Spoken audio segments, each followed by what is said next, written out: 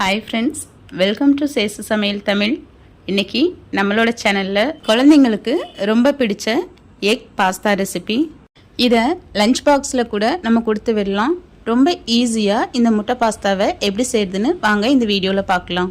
அதுக்கு ஃபஸ்ட்டு நம்ம கொஞ்சம் தண்ணியை கொதிக்க வச்சுக்கலாம். இதில் 1 ஸ்பூன் அளவுக்கு ஆயில் சேர்த்துக்கலாம். நான் இன்றைக்கி ஷெல் பாஸ்தா எடுத்துருக்கிறேன். இது ஒரு 150 கிராம் அளவுக்கு நான் எடுத்துருக்கிறேன். இப்போ இதை இந்த தண்ணியில் சேர்த்து நம்ம இதை வேக வச்சு எடுத்துக்கலாம். இதில் கொஞ்சமாக நம்ம உப்பு சேர்த்து வேக வச்சுக்கலாம். இந்த பாஸ்தா வெந்து வர்றதுக்கு ஒரு 10லேருந்து 13 நிமிஷம் போல் ஆகும். ஒரு 10 நிமிஷம் ஆனதும் நம்ம வெந்துடுச்சான்னு செக் பண்ணிக்கலாம். இது இன்னும் கொஞ்சம் வேகணும். நம்ம அதை ப்ரெஸ் பண்ணி பார்க்கும்போது கொஞ்சம் சாஃப்டாக இருந்தால் போதும்.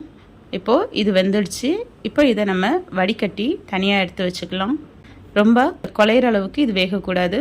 நான் பாஸ்தாவை ஒரு வடிகட்டியில் தான் எடுத்து வச்சுருக்கிறேன். கீழே ஓட்டையாக இருக்கும்ல, அந்த தட்டில் தான் வச்சுருக்கிறேன். இப்போது இதில் ஒரே ஒரு கிளாஸ் அளவுக்கு நம்ம பச்சை தண்ணி ஊற்றி லைட்டாக மிக்ஸ் பண்ணி விட்டோம்னா அது ஒன்றோட ஒன்று சேராமல் இருக்கும். இப்போ ஒரு கடாயில் 2 டேபிள் ஸ்பூன் அளவுக்கு பட்டர் சேர்த்துக்கலாம். கூடவே கொஞ்சமாக ஆயில் சேர்த்துக்கலாம். பட்டர் மெல்ட் ஆனதும் நம்ம நான் இங்கே ஒரு பெரிய சைஸ் வெங்காயத்தை நல்லா பொடியாக நறுக்கி எடுத்து வச்சுருக்கிறேன். அதை இதில் சேர்த்துக்கலாம். இந்த பட்டரில் இந்த வெங்காயத்தை நல்லா வதக்கி விட்டுடலாம். வெங்காயம் கண்ணாடி பதத்துலேருந்து ஒரு லைட் ப்ரௌன் கலர் வந்தால் போதும். இப்போது வெங்காயம் நல்லா வதங்கிடுச்சு. இந்த ஸ்டேஜில் ஒரு சின்ன சைஸ் தக்காளியை நல்லா பொடியாக நறுக்கி அதையும் இதில் சேர்த்துக்கலாம். வெங்காயத்தையும் தக்காளியையும் நல்லா வதக்கி விட்டுடலாம். இப்போது வெங்காயமும் தக்காளியும் நல்லா வதங்கிடுச்சு. இந்த ஸ்டேஜில் ஒரு டேபிள் ஸ்பூன் அளவுக்கு நம்ம இஞ்சி பூண்டு பேஸ்ட்டு சேர்த்துக்கலாம். இஞ்சி பூண்டு பேஸ்ட்டு சேர்த்து இந்த இஞ்சி பூண்டோட பச்சை வாசனை போகிற அளவுக்கு நல்லா நம்ம வதக்கி விட்டுடலாம். இப்போது இஞ்சி பூண்டோட பச்சை வாசனை நல்லா போயிடுச்சு. வெங்காயமும் தக்காளியுமே நல்லா சாஃப்டாகிடுச்சு. இந்த டைமில் நம்ம 1/2 டீஸ்பூன் அளவுக்கு தனி மிளகாய் தூளும் 1/2 டீஸ்பூன் அளவுக்கு சிக்கன் மசாலாவும் சேர்த்து நல்லா மிக்ஸ் பண்ணி விடலாம். இந்த மசாலா அந்த வெங்காயம் தக்காளியோட நல்லா பிளெண்ட் ஆகி நல்லா எண்ணெய் பிரிஞ்சு வர்றது வரைக்கும் நம்ம இதில் சிம்மில் வச்சு வதக்கி விடலாம். இப்போது மசாலாவோட பச்சை வாசனைலாம் போய் நல்லா எண்ணெய் பிரிஞ்சு வந்துடுச்சு. இந்த டைமில் நான் இங்கே ஒரு 3 முட்டையை உடச்சி சேர்த்துக்கிறேன். 150 கிராம் அளவு பாஸ்தாவுக்கு இந்த 3 முட்டை சரியாக இருக்கும். இப்போ இந்த மசாலாவோட இந்த முட்டை நல்லா பொடி மாஸ் அளவுக்கு நல்லா உதிரியாக வர்ற அளவுக்கு நம்ம வதக்கி விட்டுடலாம். அப்படி பண்ணும்போது தான் நமக்கு பாஸ்தாவை சேர்க்கும்போது நமக்கு கொலன்னு இல்லாமல் நல்லா உதிரியாக இருக்கும்.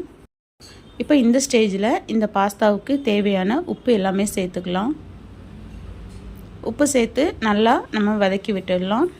முட்டை நல்லா உதிரியாக இருக்கிற அளவுக்கு வரும் வரைக்கும் நம்ம வதக்கி விட்டுக்கலாம். இப்போ இதில் ஒரு 3 டேபிள் ஸ்பூன் அளவுக்கு நான் டொமேட்டோ சாஸ் எடுத்து வச்சுருக்கிறேன். அதையும் இதில் சேர்த்துக்கலாம். சேர்த்து இந்த முட்டை மசாலாவோட நல்லா மிக்ஸ் பண்ணி விட்டுடலாம். இப்போது இந்த மசாலா நல்லா சுருண்டு வந்துடுச்சு. இந்த டைமில் இங்கே ஆல்ரெடி நம்ம வேக வச்சு வடிகட்டி எடுத்து வச்சுருக்கிற பாஸ்தாவை நம்ம இதில் சேர்த்துக்கலாம். பாஸ்தா ஒன்றோட ஒன்று ஒட்டாமல் நல்லா உதிரியாக இருந்தால் தான் இது சூப்பராக இருக்கும். ஸ்டவ் மீடியம் ஃப்ளேமில் வச்சு இந்த பாஸ்தாவை இந்த முட்டை மசாலா கூட நல்லா மிக்ஸ் பண்ணி விட்டுடலாம். இப்போ இதில் ஒரு 1/2 டீஸ்பூன் அளவுக்கு மிளகுத்தூள் சேர்த்து அதையும் நல்லா மிக்ஸ் பண்ணி விட்டுடலாம். மிளகுத்தூள் சேர்க்கும்போது இதோட வாசனை ரொம்பவே சூப்பராக இருக்கும். இப்போ இந்த டைமில் ஒரு 3 க்யூப்ஸ் அளவுக்கு சீஸை நான் கொஞ்சம் பொடியாக கட் பண்ணி எடுத்து வச்சுருக்கிறேன். அதையும் இதில் சேர்த்து நல்லா மிக்ஸ் பண்ணி விட்டுக்கலாம். இந்த பாஸ்தாவோட சீஸோடு சேர்த்து சாப்பிடும்போது பாஸ்தா ரொம்பவே டேஸ்ட்டாக இருக்கும். நீங்கள் ஸ்கிப் பண்ணுறதா இருந்தாலும் பண்ணிக்கலாம், பட் சேர்த்திங்கன்னா நல்லா டேஸ்ட்டாக இருக்கும். லாஸ்ட்டாக கொஞ்சமாக நறுக்கின கொத்தமல்லி இலைகளை சேர்த்து நல்லா மிக்ஸ் பண்ணி விட்டு பரிமாறணுன்னா சூப்பரான முட்டை பாஸ்தா சூப்பராக தயாராகிடுச்சு. நீங்களும் இதை வீட்டில் செஞ்சு பார்த்து எப்படி இருந்ததுன்னு எனக்கு கமெண்ட்டில் சொல்லுங்கள். உங்களுக்கு இந்த ரெசிபி பிடிச்சிருந்ததுன்னா சேசு சமையல் தமிழ் சேனலை சப்ஸ்கிரைப் பண்ணி சப்போர்ட் பண்ணுங்கள். தேங்க்ஸ் ஃபார் வாட்சிங்.